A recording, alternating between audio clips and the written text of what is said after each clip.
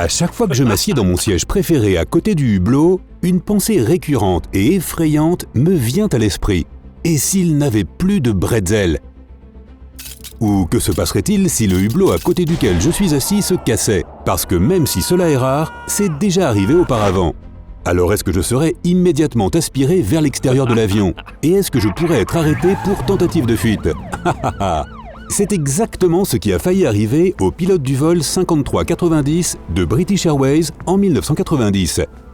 Quand l'avion était déjà dans les airs, à une altitude d'environ 5200 mètres, une section mal fixée du pare-brise s'est détachée. Tout s'est passé tellement vite que le capitaine qui ne se doutait de rien, Tim Lancaster, n'a pas eu le temps de réagir et a été partiellement expulsé du cockpit.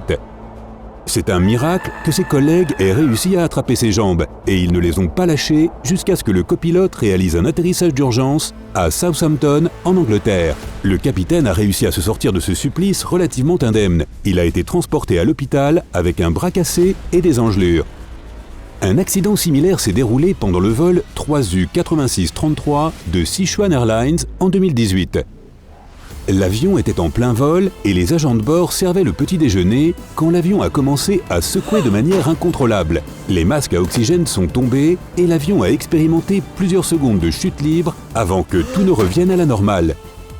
Ce que les passagers ne savaient pas à ce moment-là, c'est qu'environ une demi-heure après que l'avion ait décollé, son pare-brise s'est brisé en morceaux. Le copilote a été à moitié aspiré hors de l'avion à une altitude de 9800 mètres. Heureusement, l'homme portait sa ceinture de sécurité et elle l'a retenu à l'intérieur sans trop d'accrocs. Il a simplement souffert d'une entorse au poignet et de quelques égratignures. Malgré tout, le capitaine a dû réagir à la vitesse de l'éclair et faire atterrir l'avion en mode manuel, avec une sérieuse baisse de température, une perte de pression, la majorité des équipements qui ne fonctionnaient plus et des débris qui volaient dans le cockpit. Et pourtant, il a brillamment réussi et aucun des 119 passagers n'a été blessé. Tout est bien qui finit bien, mais ces accidents m'ont fait réfléchir. Après tout, pourquoi un hublot cassé crée une aspiration aussi puissante? Tu sais peut-être que la cabine d'un avion doit être pressurisée. Sinon, les passagers ne pourraient pas survivre à l'altitude de croisière de plus de 9200 mètres. Pour respirer et fonctionner normalement, les humains ont besoin d'une pression atmosphérique beaucoup plus élevée que celle présente à de grandes altitudes. Et c'est pour cette raison que les avions sont pressurisés.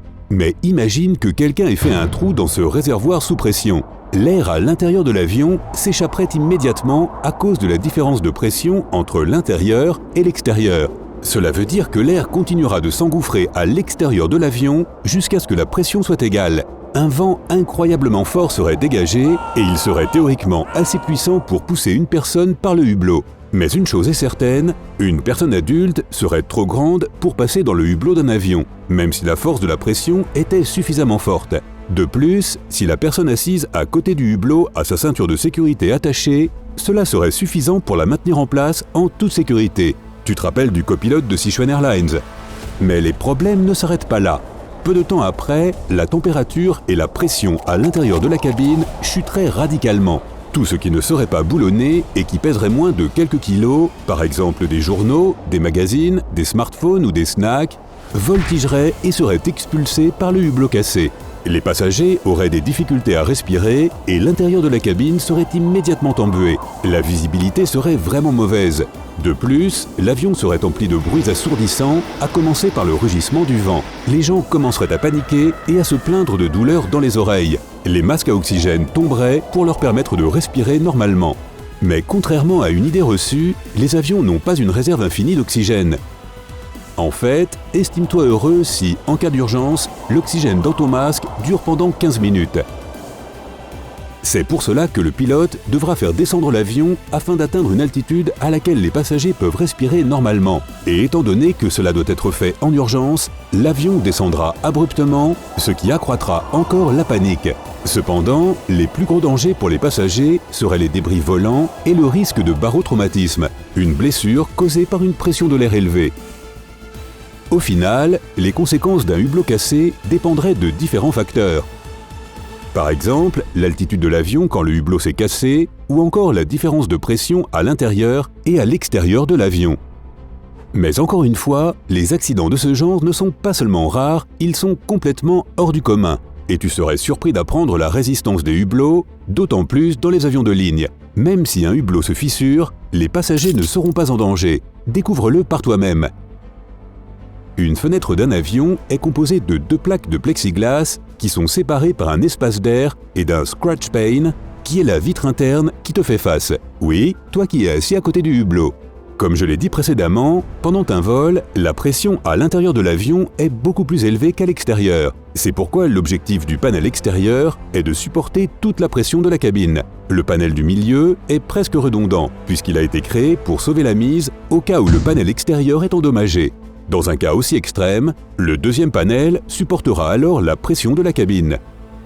Le panel interne est d'environ 1 cm et il est fabriqué avec de l'acrylique étiré. Pour faire court, il peut résister à une pression d'environ 2200 kg. Un boxeur professionnel distribue des coups allant jusqu'à 590 kg.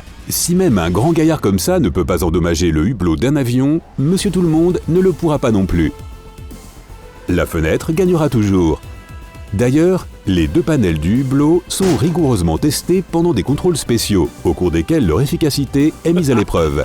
Un accident qui s'est déroulé pendant le vol 462 d'Air India en 2018 peut prouver à quel point les hublots des avions sont incassables.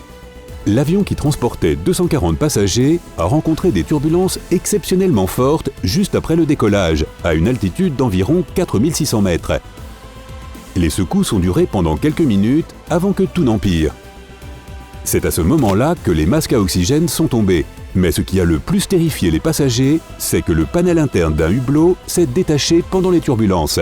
Cependant, le panel externe ne s'était pas déplacé. Il n'avait pas été endommagé et il a résisté sans aucun problème face à cet incident. Par conséquent, il n'est pas étonnant qu'il soit presque impossible de casser les fenêtres des avions. En fait, une personne normale ne sera pas capable de l'endommager, que ce soit avec son poing, avec un portable ou avec tout ce que les passagers sont autorisés à emporter à bord d'un avion. En même temps, la FAA ou la Federal Aviation Administration requiert que tous les avions commerciaux qui transportent plus de 19 passagers aient une hache de secours dans leur cockpit. Cette hache sert généralement aux pompiers en cas d'incendie. Mais imagine la situation suivante. Ton avion s'est crashé et tu es la seule personne à bord qui soit encore consciente. Les portes ne s'ouvrent pas après l'accident et la seule sortie possible pour s'échapper est un des hublots. Cependant, tu sais que les hublots des avions sont presque incassables. Heureusement, tu peux t'en sortir.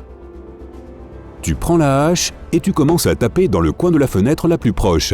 Puis, tu continues à taper autour de l'encadrement de la fenêtre. En fait, la pression s'accumule principalement sur les contours de la fenêtre, en rendant ces zones plus faibles que le reste de la vitre. De plus, si tes coups sont concentrés au milieu de la fenêtre, le plastique agira comme un tambour, en absorbant les coups. Mais étant donné que tu connais cette astuce, tu tapes dans les coins de la fenêtre, tu arrives à suffisamment la casser pour sortir de l'avion et te voilà libéré.